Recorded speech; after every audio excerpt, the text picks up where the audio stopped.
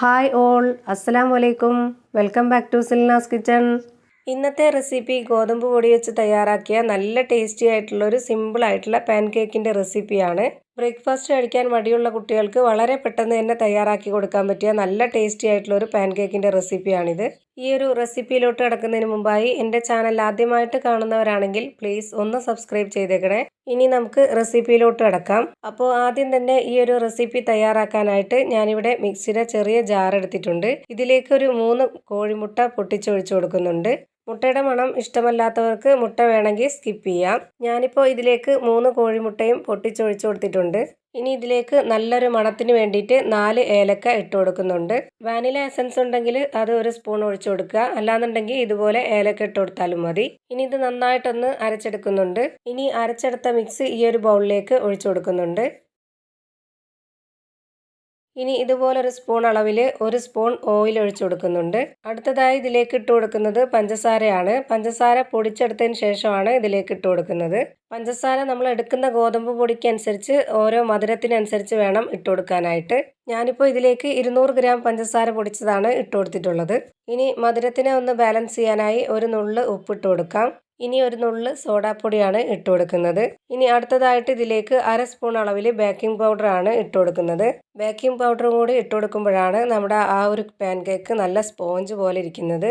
ഇനി ഈ pan cake ഞാൻ തയ്യാറാക്കി എടുക്കുന്നത് തേങ്ങാപ്പാലിലാണ്. സാധാരണ പശുവിൻ പാലിലാണ് ഉണ്ടാക്കിയെടുക്കുന്നത്. തേങ്ങാപ്പാലിൽ ഞാനൊരു വെറൈറ്റിക്ക് വേണ്ടി ചേർത്ത് കൊടുത്തതാണ്. നല്ല ടേസ്റ്റി ആയിട്ടുണ്ടായിരുന്നു തേങ്ങാപ്പാലിൽ ഉണ്ടാക്കിയെടുത്തപ്പം. ഏത് പാലിലാണോ ഉണ്ടാക്കിയെടുക്കാൻ ഇഷ്ടം ആ ഒരു പാൽ ഒഴിച്ചു കൊടുക്കാം. ഞാനിപ്പോൾ ഇതിലേക്ക് 1 മുറി തേങ്ങയുടെ നല്ല കട്ടിപ്പാലാണ് ഒഴിച്ചു കൊടുത്തിട്ടുള്ളത്. ഇനി ഇതുപോലൊരു വിസ്ക് വെച്ചിട്ട് നന്നായിട്ടൊന്ന് ഇളക്കിയെടുക്കാം. ഇപ്പോൾ ഇത് നന്നായിട്ട് ഇളക്കിയെടുത്തിട്ടുണ്ട്. ഇനി ഇതിലേക്ക് ഗോതമ്പ് പൊടി ഇട്ട് കൊടുക്കാം. 250 ഗ്രാം കപ്പിൻ്റെ അളവിൽ 2 കപ്പ് ഗോതമ്പ് പൊടിയാണ് ഞാൻ ഇതിലേക്ക് ഇട്ട് കൊടുക്കുന്നത്. ആദ്യം 1 കപ്പ് ഗോതമ്പ് പൊടിയാണ് ഇട്ട് കൊടുക്കുന്നത്. എന്നിട്ട് അത് ഇളക്കി യോജിപ്പിച്ചതിന് ശേഷം മാത്രം അടുത്ത കപ്പ് ഇട്ട് കൊടുക്കാം. ഞാൻ ഈ ഗോതമ്പ് പൊടി അരിപ്പയിൽ നിന്ന് അരിച്ചെടുത്തതിന് ശേഷമാണ് അളന്ന് ഇതിലേക്ക് ഇട്ട് കൊടുത്തിട്ടുള്ളത്. സാധാരണ നമ്മൾ കേക്ക് ഉണ്ടാക്കാനായിട്ട് മൈദപ്പൊടി അരിച്ചെടുക്കുന്ന അതേപോലെ തന്നെ ഗോതമ്പ് പൊടിയിലായാലും നമ്മൾ അരിച്ചെടുക്കണം. ഇതുപോലെ അരിച്ചെടുത്ത പൊടിയാവുമ്പോൾ നല്ല പെർഫെക്റ്റ് ആയിട്ടുള്ള നല്ലൊരു ബാറ്റർ റെഡിയായി കിട്ടും. ആദ്യത്തെ കപ്പ് ഞാനിപ്പോൾ നന്നായിട്ട് ഇളക്കി യോജിപ്പിച്ചെടുത്തിട്ടുണ്ട്. ഇനിയിപ്പോൾ രണ്ടാമത്തെ കപ്പ് പൊടിയും കൂടെ ഇട്ട് കൊടുത്തിട്ട് നന്നായിട്ടൊന്ന് ഇളക്കി യോജിപ്പിച്ചെടുക്കാം. അതുപോലെ നമ്മൾ ഈ ബാറ്റർ തയ്യാറാക്കി എടുക്കുന്നത് കേക്ക് ടിന്നിലേക്ക് ഒഴിക്കുന്നതിനേക്കാളും കുറച്ചുകൂടി കട്ടിയായിട്ടായിരിക്കണം. എന്നാലേ ഈ ഒരു പാൻ കേക്ക് നല്ല പെർഫെക്റ്റ് ആയിട്ട് കിട്ടുള്ളൂ. ഇപ്പോൾ ഞാനിത് നന്നായിട്ട് ഇളക്കി യോജിപ്പിച്ചെടുത്തിട്ടുണ്ട്. ഇതാണ് നമ്മുടെ കറക്റ്റ് ഒരു പരുവം. ഇനി ഞാൻ ഇതുപോലെ ഒരു കപ്പ് എടുത്തിട്ട് അതിലേക്ക് പൈപ്പിംഗ് ബാഗ് ഇറക്കി വെച്ച് കൊടുത്തിട്ടുണ്ട്. ഇതിലേക്കാണ് ഈ ഒരു ബാറ്റർ ഒഴിച്ചു കൊടുക്കുന്നത്. പൈപ്പിംഗ് ബാഗ് ഇല്ലാന്നുണ്ടെങ്കിൽ ഒരു ബോട്ടിലേക്ക് ഒഴിച്ചു കൊടുത്തിട്ട് അതിൻ്റെ അടപ്പിലൊരു ഹോൾ ഇട്ട് കൊടുത്താൽ മതി. ഇനി ഇത് രണ്ടും ഇല്ലാന്നുണ്ടെങ്കിൽ നമ്മൾ മിൽമ കവർ ഉണ്ടല്ലോ, ആ മിൽമ കവറിൽ ഒഴിച്ചു കൊടുത്തിട്ട് അതിലൊരു അറ്റത്ത് ഒരു ഹോൾ ഇട്ട് കൊടുത്താലും മതി. ഇനി ഇതിൻ്റെ അറ്റത്ത് ഇച്ചിരി വലുതായിട്ടുള്ള ഒരു ഹോൾ ഇട്ട് കൊടുക്കുന്നുണ്ട്. ഇനി ഇത് റെഡിയാക്കി എടുക്കാനായിട്ട് ഞാനിവിടെ ഒരു പാൻ വെച്ച് ചൂടാക്കിയിട്ടുണ്ട്. ഇതിലേക്ക് നമുക്ക് ഒഴിച്ചു കൊടുക്കാം. ഈ പാൻ ഒന്ന് ചൂടായതിനു ശേഷം ലോ ഫ്ലെയിമിൽ ഇട്ടുകൊണ്ട് വേണം ഇത് വേവിച്ചെടുക്കാനായിട്ട്. ഒരുപാടിട്ട് പരത്തി എടുക്കാതെ ഇതുപോലെ ചുറ്റിച്ച് റൗണ്ട് ഷേപ്പിൽ വേണം എടുക്കാനായിട്ട്. ഞാനിപ്പോൾ ഈ ഒരു പാനിൽ 3 എണ്ണമാണ് ഒഴിച്ചു കൊടുത്ത് വേവിച്ചെടുക്കുന്നത്.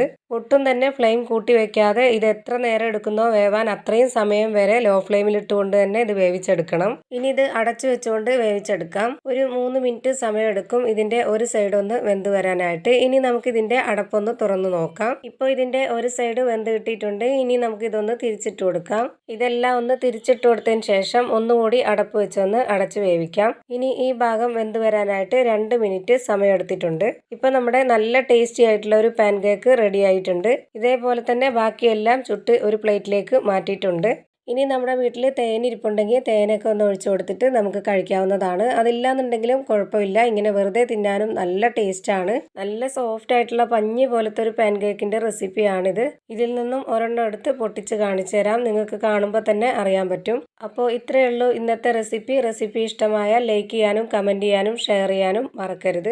ഞാനിടുന്ന പുതിയ വീഡിയോസ് നോട്ടിഫിക്കേഷനായിട്ട് കിട്ടുന്നതിന് വേണ്ടി സബ്സ്ക്രൈബ് ചെയ്ത് ബെല്ലൈക്കൺ അമർത്തി അതിൽ ഓൾ എന്ന ഓപ്ഷൻ കൊടുക്കാനും മറക്കരുത്. പുതിയ ഒരു വീഡിയോയുമായി വീണ്ടും വരും. Thank you for watching.